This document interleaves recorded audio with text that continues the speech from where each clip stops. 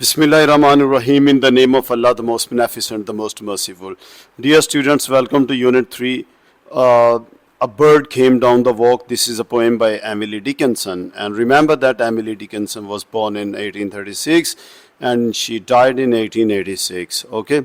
So, ये जो इसकी पोएम है, A Bird Came Down the Walk, ये posthumously लिखी गई थी. Student posthumously होता है after death. ओके होगा HUMOUSLY. नेक्स्ट सेकेंडली इस पोएम में जो इम्पोर्टेंट चीज़ है वो आप देखेंगे कि यहाँ पर 4 लाइंस यूज़ हुई हैं, यानी कि ये भी क्वाट्रेन्स हैं. क्लियर, रुबाइयात की फॉर्म में लिखा गया. तो इसकी जो राइमिंग स्कीम बनेगी ये देखिए 1 2 3 4. सो 4 लाइंस ईच है. यहाँ पर एंजैम्पमेंट भी आपको मिलेगी. क्लियर, मेटाफर मिलेगा, alliteration, personification. So different figures of speech आएंगे. ये डैश से भी आएगी. Dash means a long pause.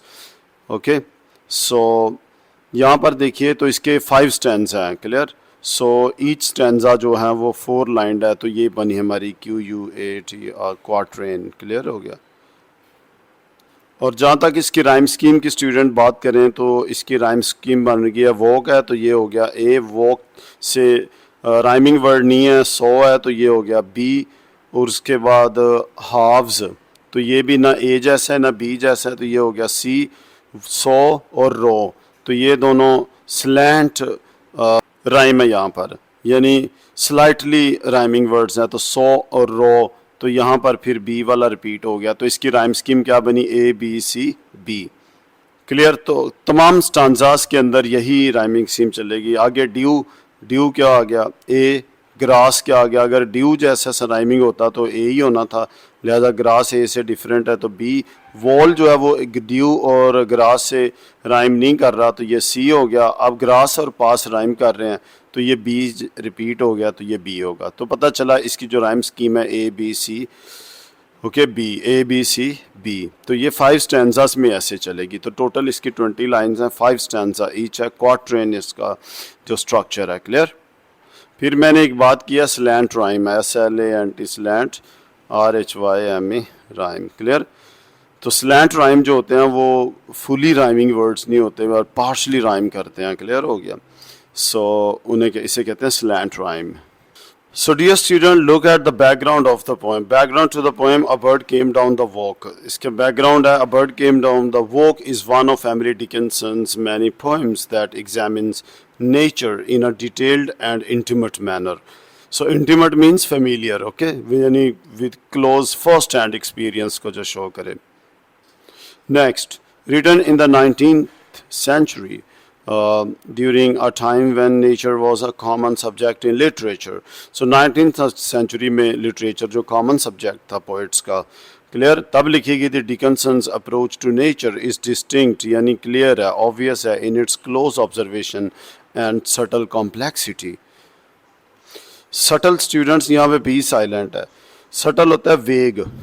Clear, unclear, ambiguous किस्म की एक कॉम्प्लेक्सिटी है, यानी नेचर के अंदर जो समझ नहीं आती. क्लियर, तो उसको एमिली डिकिंसन ने क्लोजली ऑब्जर्व किया. Unlike the more romanticised views of nature by her contemporaries. Contemporaries होते हैं हम असर, यानी कि उसी ज़माने के लोग जो होते हैं. क्लियर.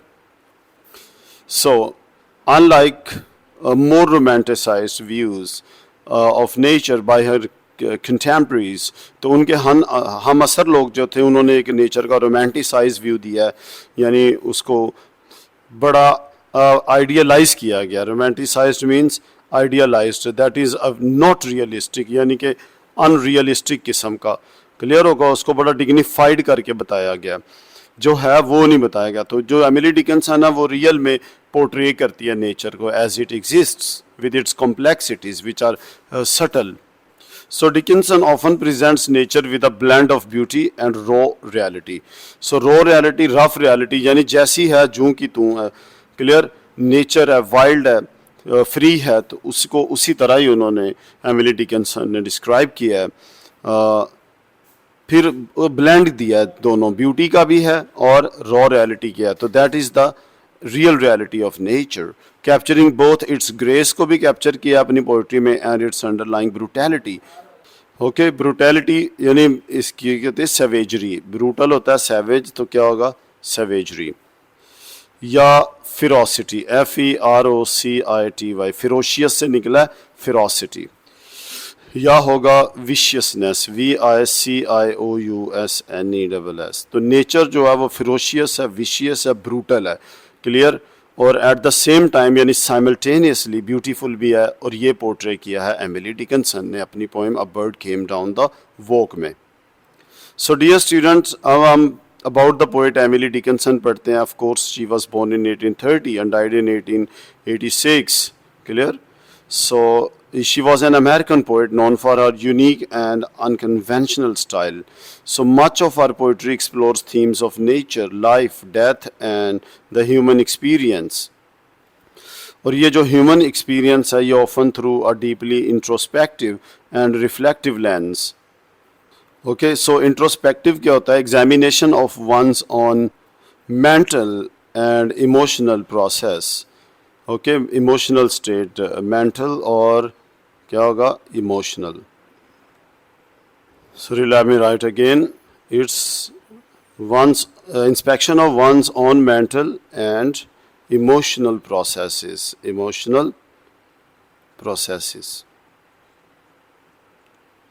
So उनके जो themes of nature, life, death and human experience हैं often through a deeply introspective और रिफ्लेक्टिव लेंस से देखती है, इनके ऊपर कंटेम्पलेशन करती है, थिंकिंग करती है, रिफ्लेक्शन करती है, क्लियर।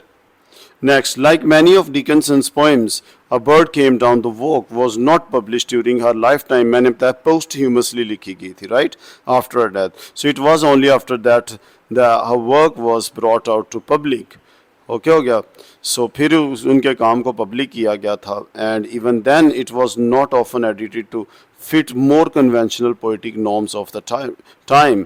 यानी इनकी जो पोइट्री थी उस वक्त, जो पोइट्री की नॉर्म्स थी, रूल्स थे, जो स्टैंडर्ड सेट किए हुए थे, कन्वेंशनल, रस्मी, clear.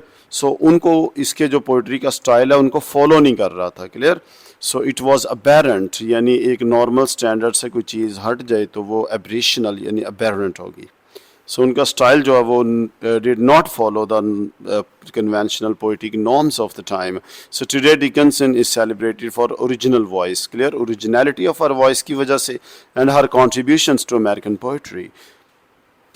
So dear student, let's start with the stanza wise explanation and then line wise explanation. So first stanza में ये जो perspective है, यानी कि इसमें बोल कौन रहा है, किसके perspective से पोएम है, तो ये observer narrator है, यानी जो पोएम लिख रहा है वो खुद observer है, right? So observer narrative के perspective से पोएम है। So a bird came down the walk, तो पहली लाइन है, तो इसमें एक symbolism यूज़ हुई है सबसे पहले, यानी कि जो bird है ये symbolizes wild, यानी कि नेचर को, जो वाइल्ड को, अनग्रेस्पेबल नेचर को, वाइल्ड नेचर और अनग्रेस्पेबल, अनरीचेबल, क्लियर, नेचर को सिंबलाइज कर रहा है ये कौन, बर्ड, तो इसीलिए बी कैपिटल है। And the beauty and autonomy of the natural world, so ये बर्ड जो है ये नेचुरल वर्ल्ड की ऑटोनॉमी यानी खुद मुख्तारी, इंडिपेंडेंस, फ्रीडम और इसकी ब्यूटी को भी शो कर रहा है। सो ये कितनी चीज़ों की सिंबल हो गया, ये वाइल्ड नेचर की है, ये ब्यूटी की है और ऑटोनॉमी ऑफ नेचुरल वर्ल्ड की सिंबल है कौन, बर्ड। तो ये bird came down the walk, यहाँ पे वॉक जो है ये एवरीडे बिजनेस है, यानी जो काम करने आया ये रोज़मर्रा का बिजनेस है, हो सकता है हंटिंग के लिए आया है, क्लियर, और अपनी इंस्टिंक्ट यानी जो इसकी नेचर है उसको, इंस्टिंक्टिव डिज़ायर्स हैं उनको सैशिएट करने के लिए आया, यानी कि भूख मिटाने के लिए आया, क्लियर। सो भूख एक इंस्टिंक्टिव डिज़ायर है। So the speaker observes a bird walking on the ground as if going about its business. So the poem centers around a small moment in nature, clear. So bird came down the walk, ये एक small moment in nature भी है, और down the walk यानी कि everyday business के लिए bird आया, और it is observed by the poetess actually Emily Dickinson. So students, इस लाइन में जो मीटर यूज़ हुआ है वो आयम्बिक ट्राई मीटर है, यानी ये लाइन ऑफ पोइट्री होती है that consist of 3 clear iambic feet. Iambic होता है, एक पहला होगा अनस्ट्रेस्ड सिलेबल, उसके बाद फॉलोड बाय यानी उसके बाद आएगी स्ट्रेस्ड सिलेबल, क्लियर। सो ये 3 होंगी अनस्ट्रेस्ड, ये देखिए unstressed stressed, unstressed stressed, unstressed stressed. तो ये देखिए ये एक 2, ये 3, तो ये 3 मीटर हो गए इसके, क्लियर। तो ये क्या होगा, ट्राईमीटर। और ये आयम्बिक क्यों है, क्योंकि unstressed stressed unstressed stressed unstressed stressed का पैटर्न फॉलो कर रहा है, क्लियर। सो इसको आप बोलेंगे कैसे, यानी जो अनस्ट्रेस्ड होगी वो लाउडर नहीं होगी, क्लियर नहीं होगी, हाई पिच नहीं होगी, क्लियर। सो जैसे bird came down the walk, clear. तो इसी तरह से ये जो अनस्ट्रेस्ड है वो क्या होगी, लाउडर, क्लियरर और हाई पिच नहीं होगी, जबकि जो स्ट्रेस्ड है वो लाउडर, क्लियरर और हाई पिच्ड होंगी, क्लियर। सो लिहाजा आपको पता चल गया यहाँ पर 3 मीटर चल रहे हैं और कौन से आयम्बिक हैं, क्या है, आयम्बिक मीटर है। सो आपसे कोई पूछे कि आयम्बिक में क्या होता है, तो आयम्बिक यानी unstressed stressed, clear. Unstressed stressed unstressed stressed unstressed stressed का पैटर्न होता है, क्लियर। अगर 3 होंगे तो ट्राईमीटर होगा, 4 होंगे तो क्या होगा, टेट्रामीटर, 5 होंगे तो पेंटामीटर होगा, क्लियर। 5 फुट होंगे, आयम्बिक असल में एक फुट होता है, क्लियर। किस चीज़ का फुट है, ये रिदम ऑफ पोइट्री का होता है, क्लियर। म्यूजिक में भी यूज़ होता है। जी बच्चों, नेक्स्ट इसमें आयम्बिक टेट्रामीटर भी आएगा जो कि लाइन नंबर 3 में होगा, क्लियर। सो आयम्बिक टेट्रामीटर क्या होता है, ये होता है a line of poetry that consist of 4 iambic feet, 1 unstressed syllable followed by a stressed syllable. जैसे ही beat an angle worm in halves, clear हो गया। तो यहाँ पर 4 जो फुट यूज हुए हैं, 4 मीटर हैं, तो ये क्या होगा, टेट्रामीटर, राइट। नेक्स्ट बच्चों इसमें यूज हुआ सीजुरा।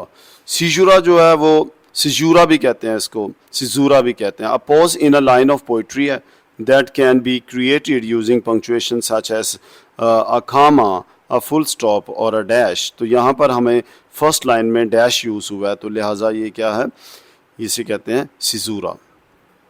Okay, so move to second line. पहली लाइन में क्या था, a bird came down the walk, he did not know I saw. तो देखो आई सॉ ये कौन है, ऑब्जर्वेंट नैरेटर है, क्लियर, पोइट है Emily Dickinson. So the bird is unaware that the speaker is watching it closely. Okay, so third is he beat an angle worm in halves, clear. तो उसने एक angle warm को क्या किया, 2 हिस्सों में टुकड़े कर दिया, क्लियर। जी बच्चों, जैसे कि आप देख सकते हैं कि यहाँ पर बर्ड ने क्या किया, he is caught an angle worm, clear. तो ये उसके पास क्या एंगल वॉर्म है, and he did not know I saw. तो पोइटस कह रही है कि उसे नहीं पता था कि मैंने उसे देख लिया था अपने somewhere in the garden. And next he beat an angle worm in halves. तो अब देखिए एंगल वॉर्म जो उसने पकड़ा, उसने उसको हाफ्स, एक टुकड़ा ये आ रहा है उसका और एक यहाँ पर है, क्लियर हो गया। तो 2 टुकड़े उसको कर दिया। सो स्टूडेंट्स यहाँ पर हम he beat an angle worm in halves, clear. Imagery की बात करें तो यहाँ पर the bird catches and eats the worm, यहाँ पे इमेजरी यूज़ हुई है, यानी कि ऐसी चीज़ जिसको हम पढ़ें और जेन में एक मेंटल पिक्चर बन जाए, so that is called imagery. Okay, use of words to provoke images in the mind, okay, so in the subconscious. So the bird catches and eats a worm, tearing it into 2. So the bird's behavior portrayed without moralizing or romanticizing. तो यही बात है जो Emily Dickinson अपने दौर के जो contemporaries हैं, बाकी पोइट्स हैं, उनके नॉर्म्स को क्यों नहीं फॉलो करती, क्योंकि ये जो बिहेवियर पोर्ट्रे कर रही है इसको मॉरलाइज नहीं कर रही कि ये सही है या गलत है, ना इसको रोमांटिसाइज कर रही है कि wow what an awesome thing it is done, clear. So वो जस्ट पोर्ट्रे कर रही है, उसको डिपिक्ट कर रही है, मिरराइज कर रही है नेचर को, right, in its purest and in its raw form, in most beautiful form as it is, so without any interference of human interaction. So next fourth line की स्टूडेंट बात करें, and at the fellow raw, तो वो उस fellow को, यानी fellow यहाँ पर कौन है, एंगल वॉर्म है, क्लियर। सो उसको कच्चा खा गई। तो यहाँ पर आयरनी भी है, एक पोलाइट और जो सिविल इंट्रैक्शन है versus the birds brutal act. Okay, so poet का जो बर्ड के साथ इंट्रैक्शन है वो बड़ी पोलाइट है, सिविल इंट्रैक्शन है, लेकिन बर्ड की जो इंट्रैक्शन है, एक्ट है, वो बहुत बड़ा क्रूअल एक्ट है, ब्रूटल यानी बड़े वैशी किस्म का, merciless. Okay, so the bird eats the worm alive, showing nature's rawness, nature बहुत रॉ है, टोटली रफ है, एंड सर्वाइवल इंस्टिंक्ट, और हर किसी के सर्वाइवल की इंस्टिंक्ट जो है, नेचर है, natural desire to survive, clear, उसको भी शो किया जा रहा है। तो उसने अपने सर्वाइवल के लिए एंगल वॉर्म को खाया कच्चा। Reminds us nature operates on its own terms on its own instincts. So nature की अपनी ही टर्म्स हैं, क्लियर, नॉट ह्यूमन वंस, इंसानों की इंस्टिंक्ट्स नहीं है। इंस्टिंक्ट्स क्या होती हैं? जिबिलतें आपकी, क्लियर।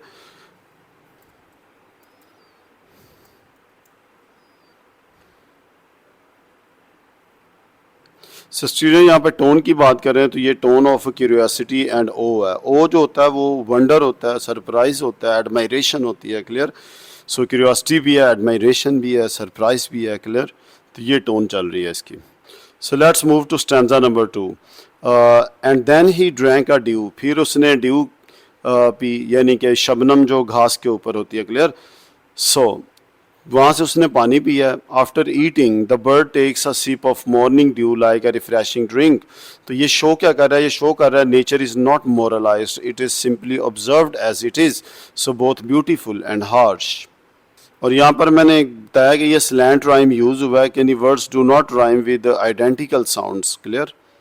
सो ड्यू पीने के बाद फ्रॉम अ कन्वीनियंट ग्रास, यानी कि जो इजीली एक्सेसिबल ग्रास है, कन्वीनियंट क्या होता है? Easily accessible, clear. So the dew is easily accessible on the grass near the bird, यानी कन्वीनियंट यानी इजी यानी क्लोज एट हैंड, जो ग्रास मिल गई है उसके ऊपर ड्यू थी वो पिया। And then hopped sidewise to the wall, यानी वो किसी घर के आंगन में आया, गार्डन में आया, घर में, और अब वो जो साइड पे वॉल है उसकी तरफ, यानी बर्ड अगर इस तरफ मुंह है तो वो ऐसे साइड वाइज जंप कर करके गया, क्लियर। इस तरह उसने जंप किया है, क्लियर, इस साइड वाइज, साइड पे, यानी इस तरफ अपना मुंह करके उड़ के नहीं गया, बल्कि साइड पे 1 2 3 4 5 समथिंग इस तरह उसने जंप किया है sidewise. Okay, so the bird hops sideways towards a nearby wall probably preparing to leave. So fourth line है to let a beetle pass, वहाँ पे ये बीटल को भी पास करने देता है, यानी कि गुजरने देता, बीटल को कुछ नहीं कहता ये। So the bird politely steps aside to allow a beetle to pass, almost like a courteous gesture. तो ये हो सकता है ये बड़ा एक पोलाइट जेस्चर था कि जी मैम आप पहले गुजर जाएं, क्लियर, बीटल को कह रहा है। सो आप यहाँ पर देख सकते हैं जो बर्ड है वो politely it is letting the beetle to pass, to let a beetle pass.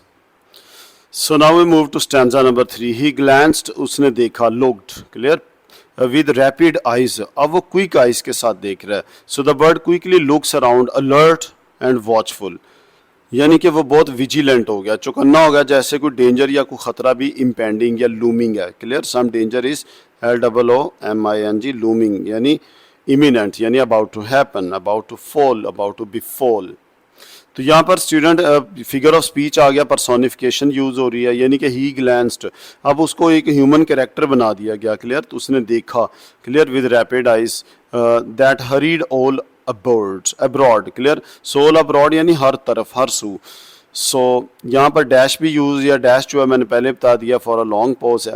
So that hurried यानी उसकी जो रैपिड आइज़ है, ये हरीड जल्दी से, ऑल अब्रॉड क्या कर मतलब, its eyes move rapidly in every direction, clear, showing how cautious यानी विजिलेंट, केयरफुल जो मोहतात है, and quick the birds are.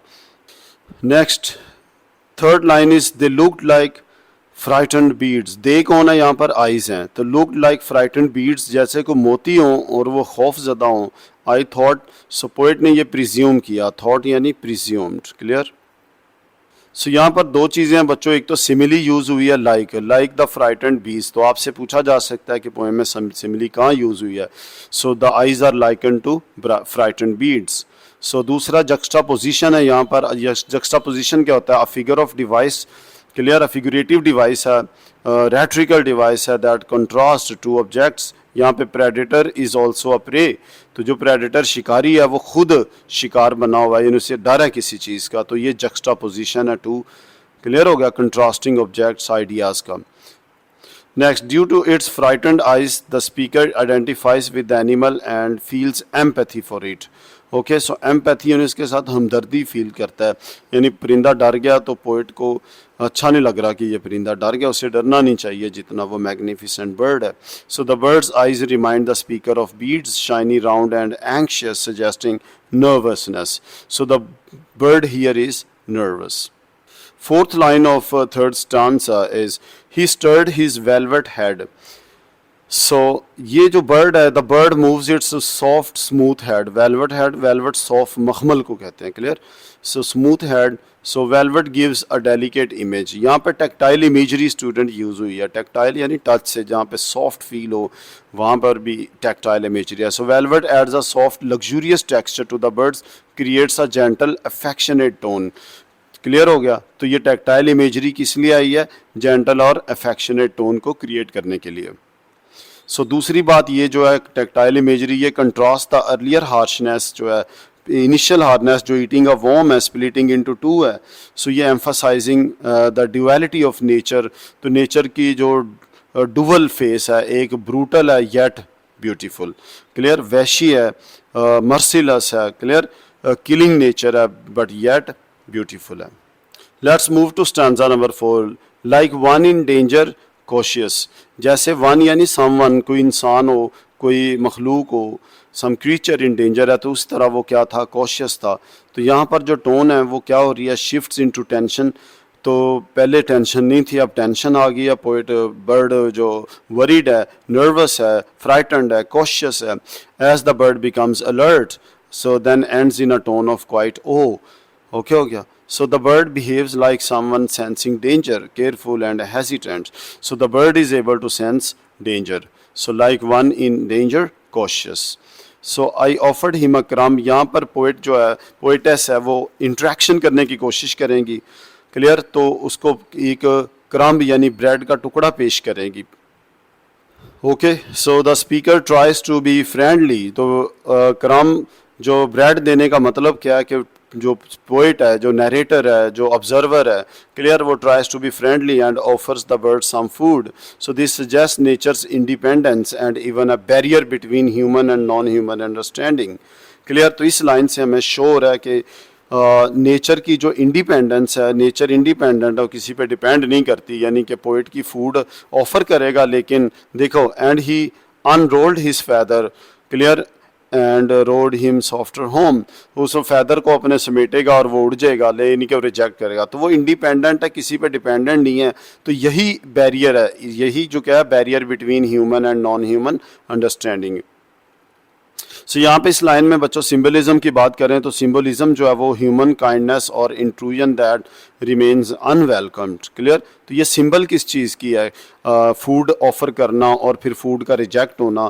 तो ये ह्यूमन काइंडनेस या इंट्रूजन, इंट्रूजन क्या होता है, मुदाखलत, क्लियर, इंटरप्शन है, दैट रिमेन्स अनवेलकम्ड. तो उसको वेलकम नहीं किया गया, रिजेक्ट कर दिया गया, क्लियर. सो ह्यूमन काइंडनेस और ह्यूमन इंटरप्शन को जो रिजेक्ट किया गया, जो कि स्पिरिचुअल फिगर है, clear, are representing something pure and unreachable. तो हो सकता है ये बर्ड को स्पिरिचुअल फिगर को शो कर रहा है, जैसे फॉर एग्जांपल एंजल्स होते हैं, क्लियर. सो ये रिप्रेजेंट कर रहा है समथिंग प्योर एंड अनरीचेबल. सो ये बच्चों हाईएस्ट लेवल ऑफ जो लाइफ में रियलाइजेशन का हो सकता है, जिसे सेल्फ एक्चुअलाइजेशन कहते हैं, क्लियर. तो हो सकता है ये वो लेवल है जो इंसान बहुत कम होते हैं जो अचीव कर सकते हैं, क्लियर. यानी यहाँ पर ट्रांसेंड कर जाना, क्लियर, SCEND, ट्रांसेंडेंटलिज्म, ये एक मूवमेंट भी थी, क्लियर. सो जिसमें इंसान जो है वो वर्ल्डली गेन्स, मटेरियलिज्म को और जो वर्ल्डली चार्म्स हैं उनको वो रेजिस्ट कर लेते हैं और वो नेक्स्ट लेवल की यानी कि समथिंग प्योरिटी और अनरीचेबल जो स्टेट ऑफ ह्यूमन एस्पेक्ट होता है, ह्यूमन पर्सनैलिटी है, उसको वो रीच कर लेते हैं. सो again the speaker tries to be friendly and offers some food, thus it suggests nature's human and non-human understanding, clear. तो ह्यूमन की अंडरस्टैंडिंग, क्लियर, और नॉन ह्यूमन की अंडरस्टैंडिंग के साथ जो बैरियर है वो क्या है स्टूडेंट्स, वो है independence of nature. Next move to third line of fourth stanza, and he unrolled his feathers, so instead of accepting the food the bird gets ready to fly and rode him softer home. The bird flies away gently as if rowing through the air. Road का word रो वैसे student होता है कश्ती चलाना, जिस तरह boat clear या ships जाते हैं क्लियर, तो यानी स्मूथ उनकी जो क्या होता है वॉयज होता है क्लियर, तो उसी से कंपेयर किया गया उसको, यानी ये मेटाफोरिकली कहा गया कि ये रो करके जा रहा है सॉफ्टर होम, यानी बड़ी स्मूथ फ्लाइट के साथ क्लियर। कोई समंदर की लहरों में या पानी की लहरों में या हवाओं में कोई स्विश साउंड नहीं है, इसके परों की आवाज़ नहीं है जिसे स्विश साउंड कहते हैं क्लियर। कोई डिस्टर्बेंस नहीं क्रिएट कर रही इसकी फ़्लाइट जी। So the bird flies away gently as if rowing through the air. So freedom in nature is effortless and beautiful. So in contrast to human struggle, clear? So human की struggle में के contrast में जो nature है वो क्या है, effortless है, और because of its freedom, यानी bird को fly करने के लिए कोई एफर्ट नहीं चाहिए क्लियर, जबकि ह्यूमन को फ्लाई करने के लिए बहुत ज़्यादा एफर्ट चाहिए होगी। इंसान उड़ ही नहीं सकते, उड़ेंगे तो बेशुमार एफर्ट, यानी रिसर्च के ज़रिए जहाज़ और उसमें फ्यूलिंग और फिर मेंटेनेंस बहुत कुछ करना पड़ेगा क्लियर। जहाज़ आपने क्रैश होते देखे हैं, बर्ड नहीं कभी क्रैश होते देखा होगा, right. So nature needs no struggles like humans. So let's move to stanza number 5। Then oars divide the ocean, clear, यानी पीछे कहा गया कि सॉफ्टर क्या, रोड होम सॉफ्टर, ओके, किससे ज़्यादा soft, softer then ores divide the ocean. और student चप्पू होते हैं जिनसे कश्ती हम चलाते हैं क्लियर, तो चप्पू अगर कश्ती में हम मारेंगे चलाएंगे तो उनसे जो मौजों में क्या होगा, हलचल पैदा होगी, डिस्टर्बेंस पैदा होगी क्लियर। लेकिन ये जो बर्ड है इसकी जो फ्लाइट है वो किसी किस्म की कमोशन, हलचल या डिस्टर्बेंस क्रिएट नहीं कर रहा। तो समंदर में स्मूथली चलने वाले जो कश्तियाँ हैं, बोट्स हैं क्लियर, तो उनके ओर्स हालांकि इतनी डिस्टर्बेंस नहीं करते, उनसे भी ज़्यादा स्मूथ इसकी flight. The birds flight is so smooth and quite, it's gentler than oars slicing through water. So यहाँ पर इन द लास्ट जो क्वार्ट्रेन है, ये लास्ट 4 लाइन 5th स्टांजा की, the caesuras are replaced with enjambment as the bird flies away, clear. तो यहाँ पे पहले सीजूरा एक बात पूरी करके आगे क्या था, डैश आ गई थी, कामा आ गया था, लेकिन यहाँ पर जो है एंचैपमेंट स्टार्ट हो गई है चारों लाइनों में क्लियर, क्योंकि इसमें कंप्लीट सेंटेंस नहीं है। नेक्स्ट, 2 सिल्वर फॉर अ सीम, यहाँ पर एलिट्रेशन है, सिल्वर का एस और सीम का एस है क्लियर।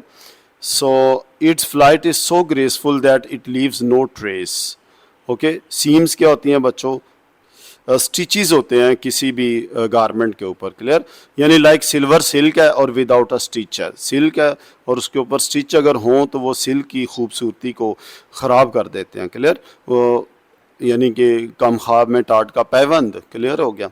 सो इसीलिए 2 सिल्वर फॉर अ सीम, यानी किसी किस्म की सीम्स यानी कि कोई स्टिचेस या कोई डिस्टर्बेंस या वेव्स का clear, rise and fall, crest and trough clear, कोई हलचल, कोई कमोशन, कोई डिस्टर्बेंस नहीं क्रिएट कर ली।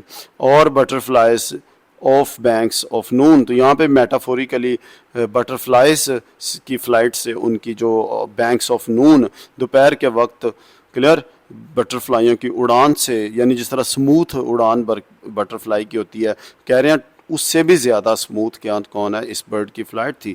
It's compare to butterflies flying from flowers in bright mid day night clear.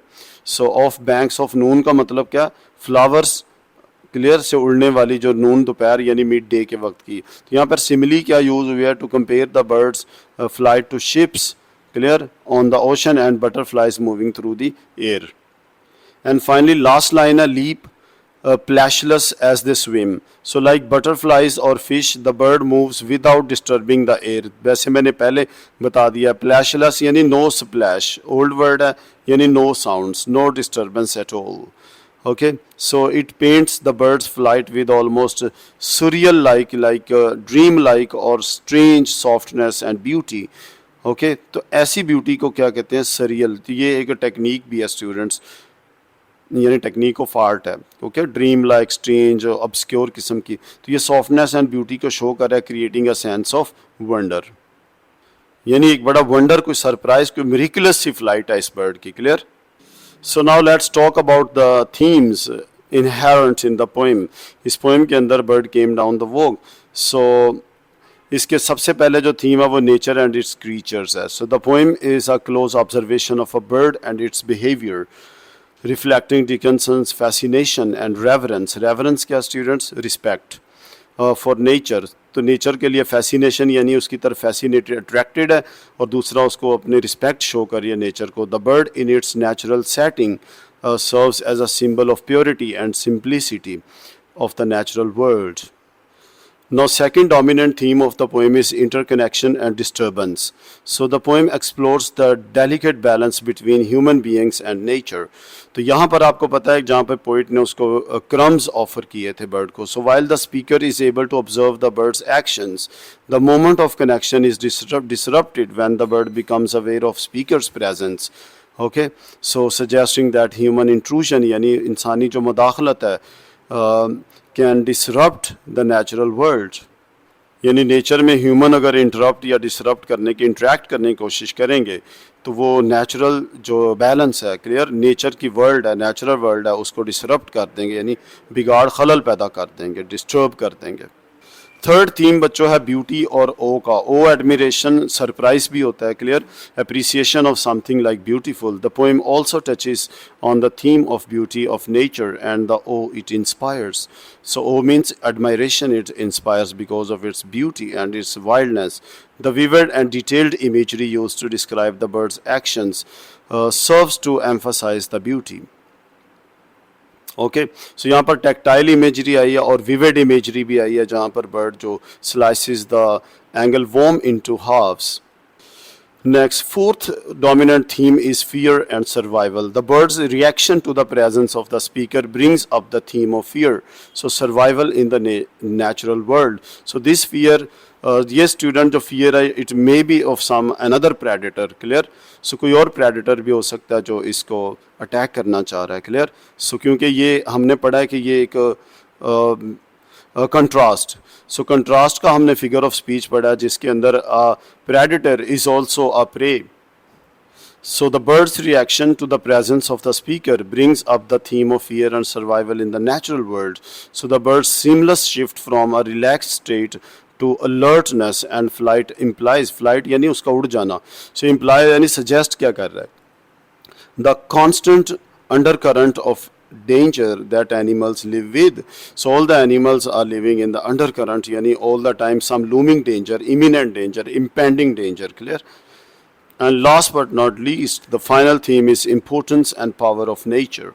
So the speaker is fascinated by the bird's behavior and uses personification throughout the poem. So personification यानी उसको bird को person बना देता है, clear. It attributes human qualities to the bird and poem to explore the power of nature and what she feels is it means. So Dickinson uses the juxtaposition, like juxtaposition आपको होता है putting things together for comparison and contrast. So juxtaposition of the bird eating the worm contrasted against the bird fleeing when the speaker approaches to show the delicate balance of nature. So where one can be both a predator and prey at the same time or simultaneously. So simultaneously ये predator भी है और prey भी है. तो ये क्या है student? Juxtaposition है. ओके, सो जक्स्टापोजिशन क्या होता है? Putting things together for comparison and contrast. जैसे किसी नलकी को कपड़े के साथ मैच करना होता है तो खवातीन उसको साथ पैरेलल रख के देखती हैं. So this is also an example of juxtaposition, clear. So in doing so, Dickinson explores the simultaneous conditions of danger and peacefulness that are evoked by nature. So nature में juxtaposition से पता चला है कि ये simultaneous यानी कि parallel बेयक वक्त exist करने वाली two phenomenon है. एक peacefulness है, clear, और दूसरा conditions of danger है, यानी imminent danger है, looming danger है, clear हो गया. So thank you very much students and best of luck for all your exams in this world and the world hereafter. And that's all about the poem A Bird Came Down the Walk. That's all you know and that's all you need to know. Bye bye. Allah Hafiz.